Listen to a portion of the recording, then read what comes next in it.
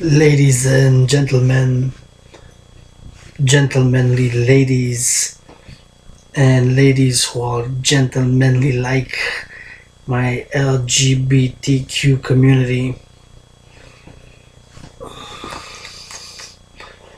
welcome to Coffee with Dragon, late hour Wednesday, 11:11. Seems that it's 11:11 p.m. Interesting. Eastern Standard Time. Now that it is 11:11, I have a question for listeners, present and future. What do you think about the 11:11 occurrence, the movement? In my understanding and knowledge and reading about it, interacting with the past years with some of the members, it is a occult, spiritual, and could definitely say that it's what's termed as New Age, meaning New Age spirituality, the 20th century, mid 20th century, up to present date, as includes a more mystic approach, including Western esoteric schools such as Thelema, Rosicrucianism, of course Kabbalah, and of course mixed with other more Asian, Eastern practices, such as Tantric, Buddhism, and Hinduism. And it is supposedly connected to the age of Aquarius, but also some fewer, mostly a few people have connected it to more Kabbalistic, and also linking it to Thelema. Digression aside, it was just 11:11 when I started to make the video, so thought that could be interesting to note and to ask you the question if you have experienced or have read or have interacted or have been involved in the 11:11 movement. It's termed a movement, of course. It's like a confederation and loosely associated, very strong politically or militarily or economically speaking movement, but nonetheless there are adherents to it. And so I was wondering if you have any opinions, thoughts or questions about it. That is not the main discussion wanted to discuss today at Coffee with Dragon, where of course myself as citizen of the world residing on the island metropolis, beautiful, lovely, lively, diverse Montreal, North America, where we discuss issues of concern. The ongoing crises with Russia that began when Mr. Sprockler or Sperkel, I'm not sure how the correct pronunciation, and please do tell, and his daughter were of course poisoned and killed after March 4th, after the deaths of, my understanding is that this gentleman was a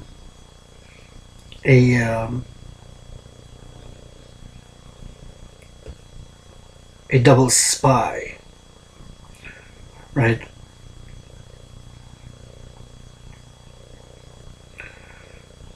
And so it's an ongoing crisis. Skripal. Google it using the iPhone to learn about things of the world as we can with a smartphone. Of course, reading is something it seems that many of us are complaining, is it is a lost art which Hoive Gewalt Spracht.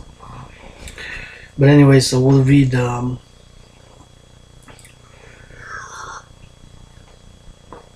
article here from, this is actually from a few days ago, March 30th, from CNN, when we know that there was an expelling of diplomats back and forth between Russia and the United States and my own government here in Canada as a North American, of course, world citizen.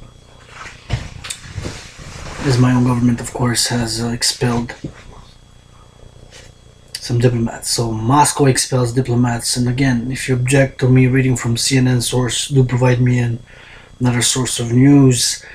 I'm very centrist myself and try to dissect which news is more worthy of credibility, and am not very much partisan on issues of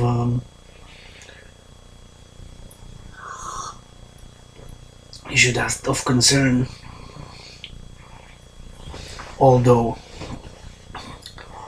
this is certainly an issue that concerns us all. So Moscow expels diplomats from 23 more nations as Skripal case fallout widens. By Daria Tarashova, Laura Smith-Spark. So Russia ordered the expulsion of diplomats from at least 23 countries Friday. Still 23, I believe, mostly NATO countries, with Commonwealth countries, Australia, Commonwealth, of course, being the mostly the countries that were part of what was known as the empire on which the sun never sets, the British Empire. So on March 4th, there was a nerve agent attack against Sergei Skripal and his daughter Yulia. Skripal was only 33 years of age, very young, on British soil. So Russia has denied the involvement. According to Russia's state-run Sputnik news outlet, Russia has now expelled the following: 13 Ukrainian, 4 Canadian, our own Canadians, the true North, strong and free here. And might just interject that I'm a citizen of the world, I'm a world citizen, I'm an internationalist in scope, I'm pretty much a very universal human being, like fair play, like corporate responsibility, and advocate fair economic justice. But I'm not either far left nor far right, very much in the center, of course, with a universal international point of view, a very liberal point of view, but also a spiritual point of view. So that being said, regardless of we might state, and this message is for all the world to hear, and for my fellow brothers and sisters living in Canada, from sea to sea, from coast to coast, east to west, from British Columbia to Labrador, from Halifax to Vancouver, and everybody in between. Ad mare ud masque, ad mare, the Latin meaning from sea to sea. Canadian brothers, that whatever we might disagree with our American brothers and sisters and American policy and American government, at the end of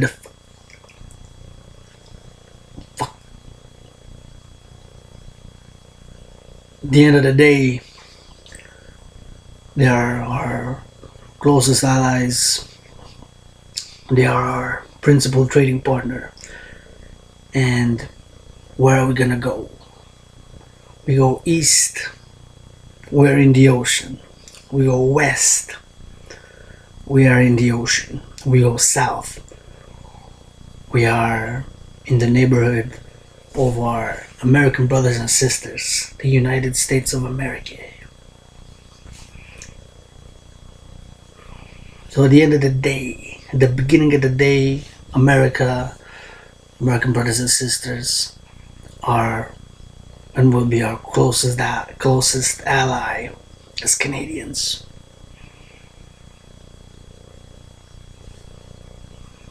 So we should strive towards common policy, fair and just balanced trade, and more unity of security, citizen total integration in the security apparatus, meaning the police and the armed forces, is one of my ideas. And advocacy across the new world.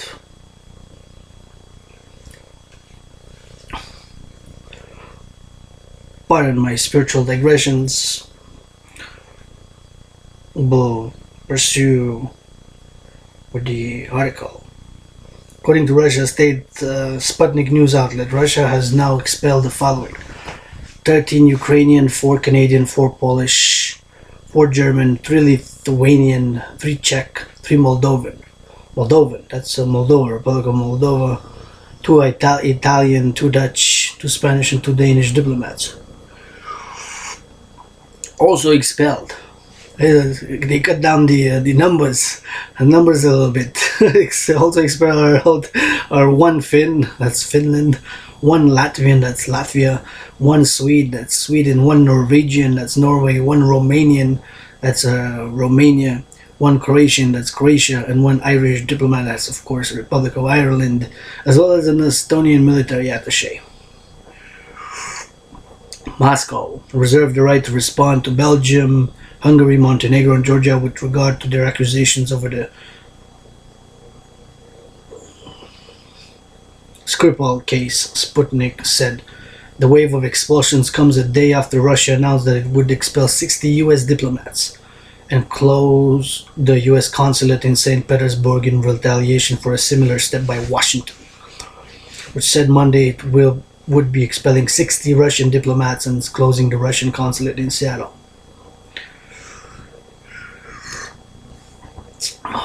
So this is of course an ongoing. This was of course 60 total, what have you.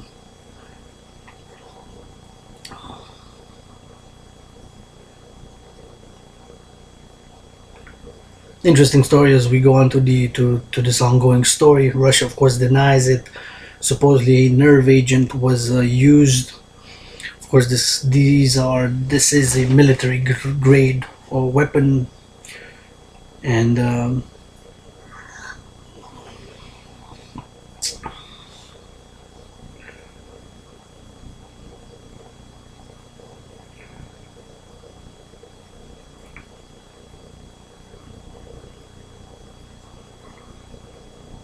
we will be seeing what's going to happen.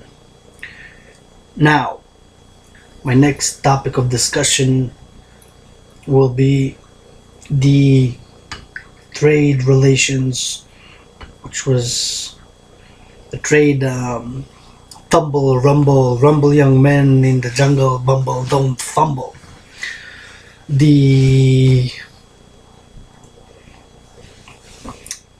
Now, Trump, Mr. President,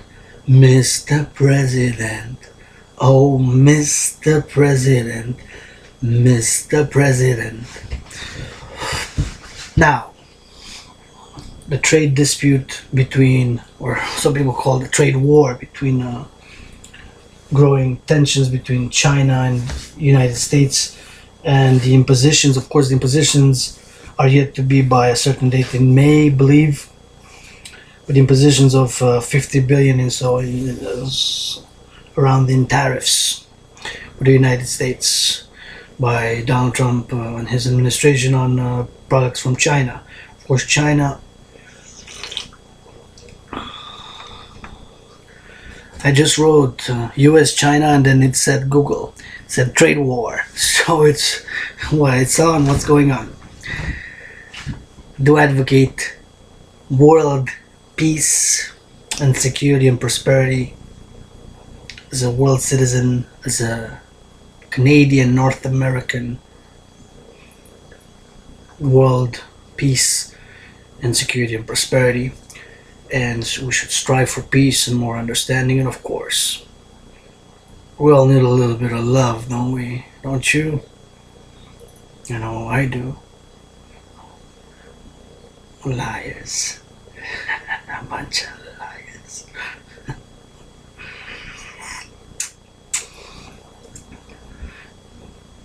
Anyways, so let's see what this beautiful, amazing marvel of technology will give us as a result when we research.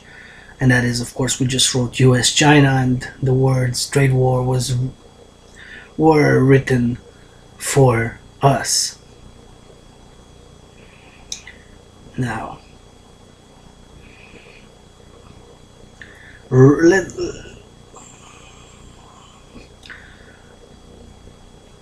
the Guardian, let's pick a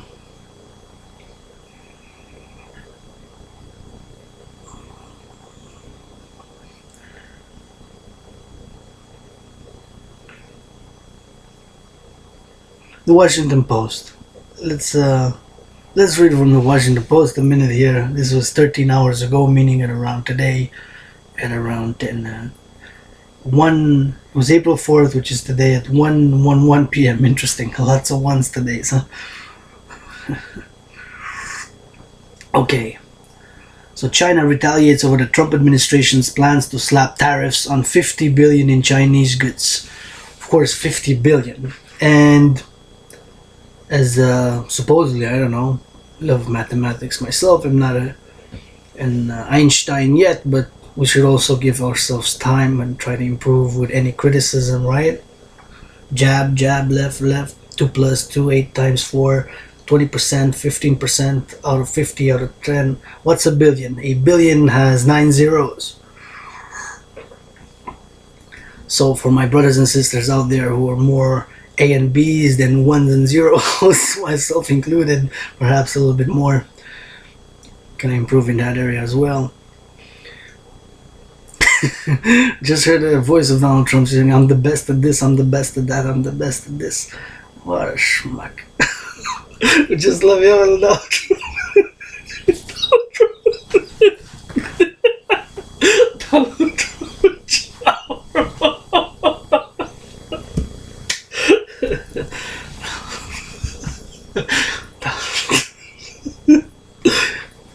Is Donald Trump the United States, the President of the United States of America? Is Donald Trump the President of the United States of America? Is Donald Trump the President of the United States of America?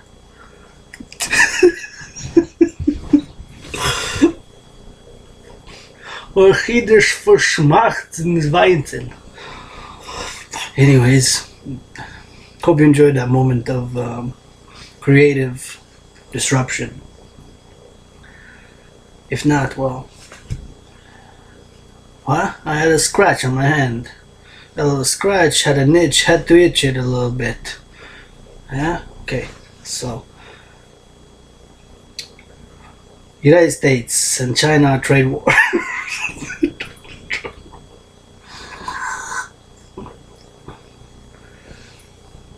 Coffee with Dragon, where the expected is always unexpected. The United States and China are not in an all-out trade war, but are getting closer to it. That's why soybean farmers are panicking and the stock market tumbled Wednesday morning before rebounding sharply, and have predicted this back starting in February that the stock market will go up and down, rebound, go up and down, but for a worst case scenario, this will continue until mid-June, where it will just go down for a few days. It will be panic, stock market downturn contagion, which could trigger an international economic financial stock market crisis, and which will in turn trigger an global financial collapse as a worst case scenario. But we have solutions for that, don't we? Won't you?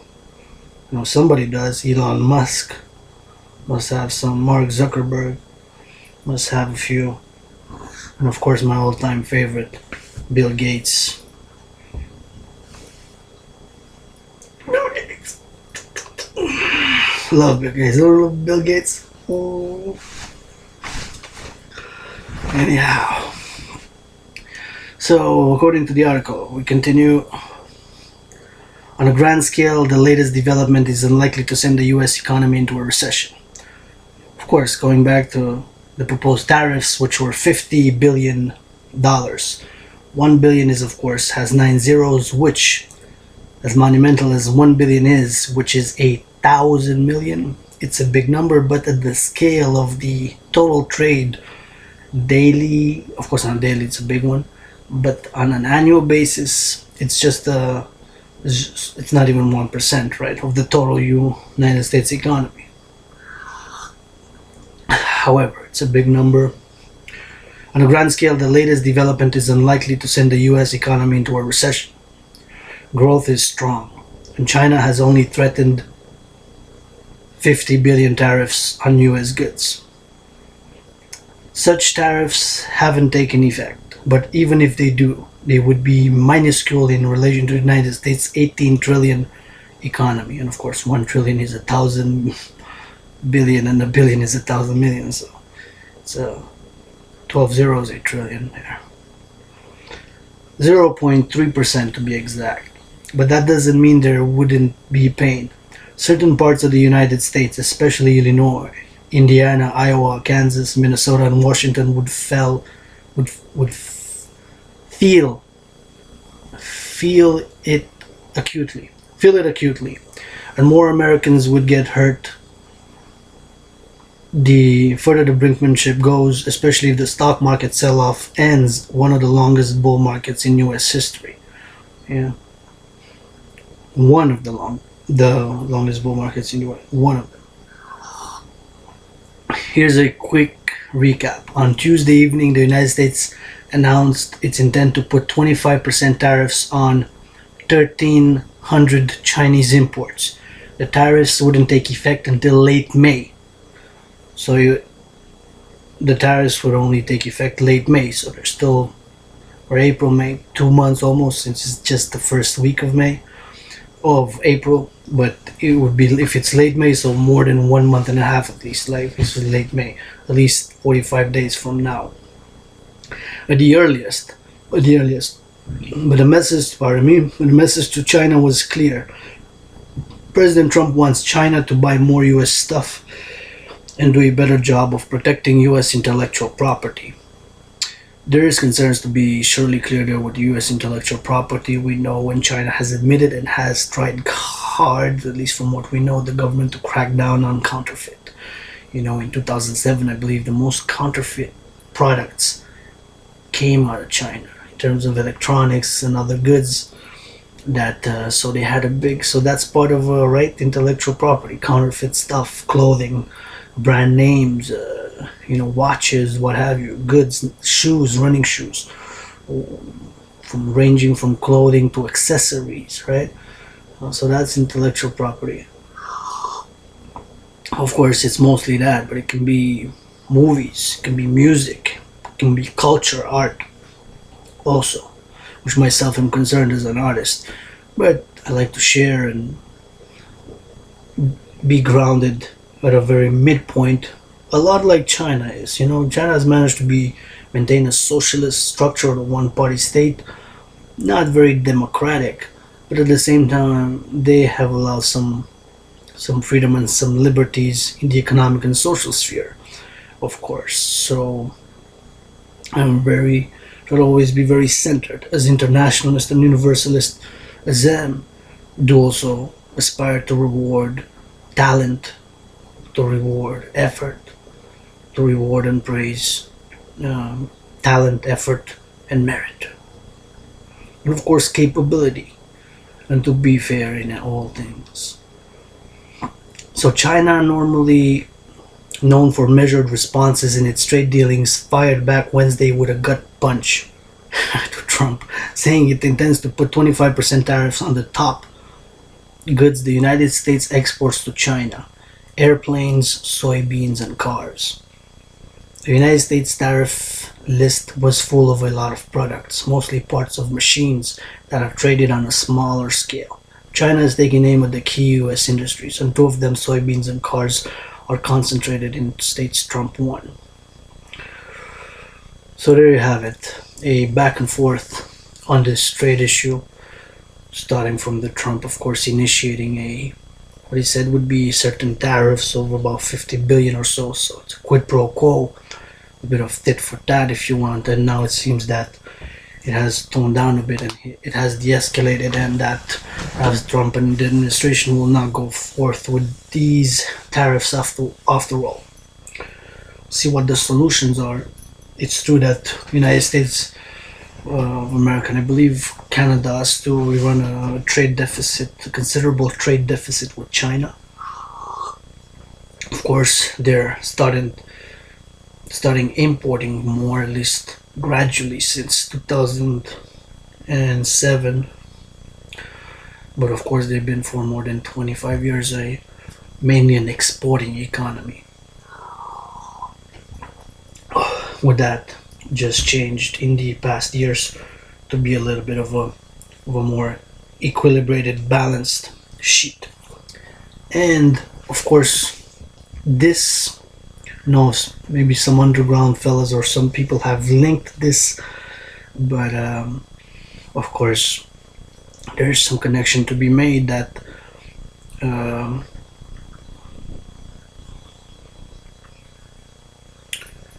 the first oil futures, this trading in of oil, has occurred in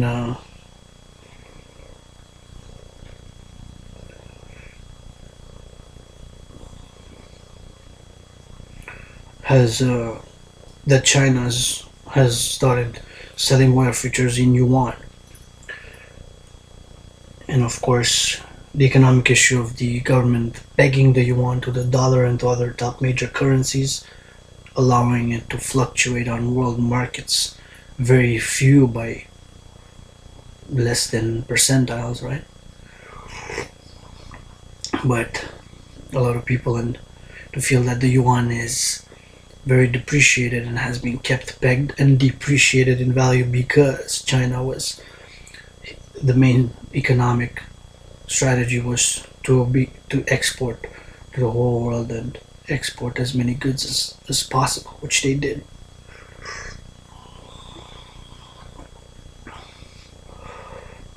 So from Reuters, this, and I think this is linked to the tariffs we've heard, although perhaps not in a overt manner, but a more hidden interrelationship. So exclusive. China taking first steps to pay for oil in yuan this year. Sources. This is Thursday, March 29, so 6 days ago. China taking first steps to pay for oil in yuan this year, because the oil exchanges were in United States dollars.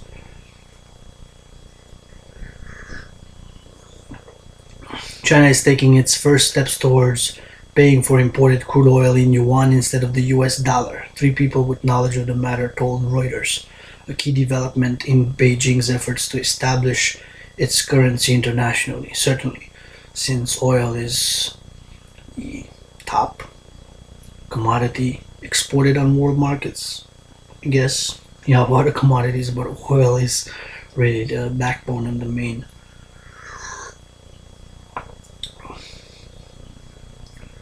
traded the most, I guess, in quantity, and perhaps also get back to me in that, and we'll definitely check on this if my explanation is that it is in fact the most traded commodity as a commodity oil in both quantity, perhaps maybe not in quantity, because I mean you have also other things that are pretty heavy in mass, right, and in weight, but in terms of capital, that is currency and money. A key development in Beijing's efforts to establish its currency internationally. Shifting just part of global oil trade into the yuan is potentially huge.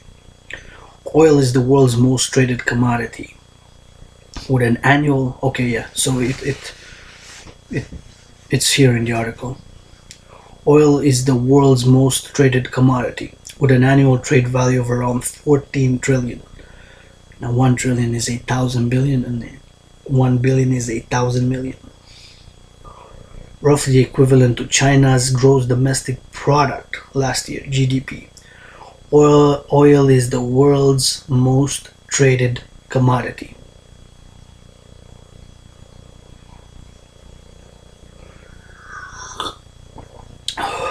With an annual trade value of around 14 trillion, roughly equivalent to China's gross domestic product last year. A pilot program for yuan payment could be launched as early as the second half of this year. I mean, starting in June. It's interesting because my prediction was, as a worst case scenario, also have predicted that markets could stabilize. But because of debt, and here in Canada too, we've reached an enormous amount of debt ratio. The ratio per household income is at 167.9, almost 168% of their income. So there's more debt per every dollar income. The average in household per household, right? So we've broken the record last year at early November, mid-November in Canada for that record. And so interest rates have grown, so thus borrowing has become more expensive, and thus consumer and middle class and lower class, we lose more. Simply stated, right? Regulators. A pilot program for yuan payment could be launched as early as the second half of this year. Two of the people said. So back to my economic financial prediction was that stock market will rebound, go up, down, go up and down, go up and down, go up and down, until about mid-June, when there is the strong possibility of a severe stock market downturn, which could take maybe 3 days, right? 3 days. So 3 days. 3 days. And that could trigger more panic and a global financial collapse by a stock market severe downturn and a stock market crash. After 3 days of a severe downturn, it will be considered it will be a crash. That's the worst case scenario. The other case scenarios, alternative solutions be found, and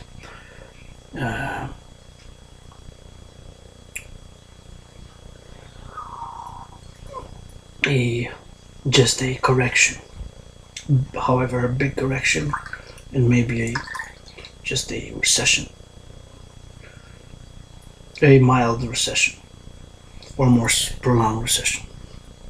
Regulators have informally asked a handful of financial institutions to prepare for pricing China's crude imports in the yuan, said the three sources at some of the financial firms.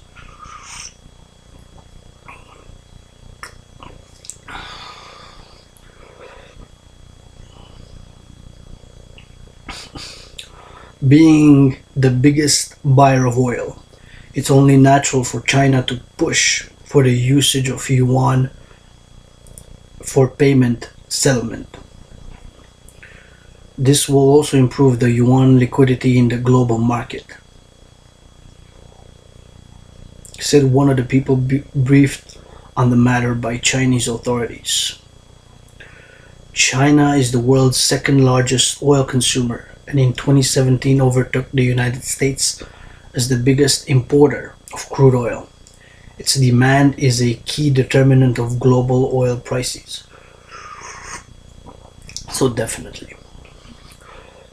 I'm a supporter of currency integration, meaning that to support currency integrations for the facilitation of trade and for citizen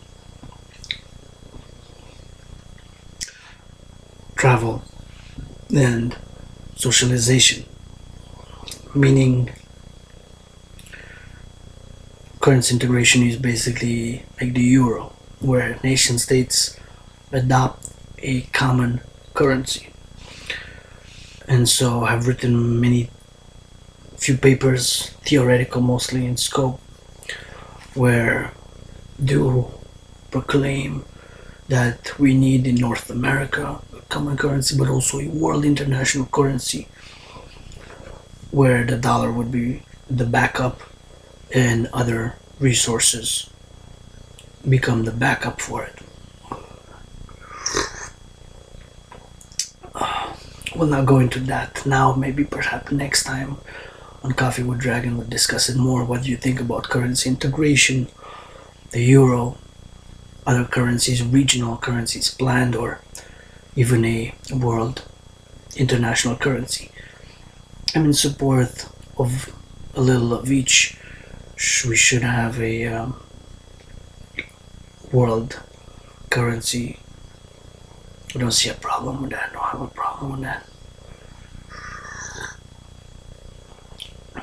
So, under the plan being discussed, Beijing could possibly start with purchases from Russia and Angola, one of the people said, although the source had no details of anything in the works.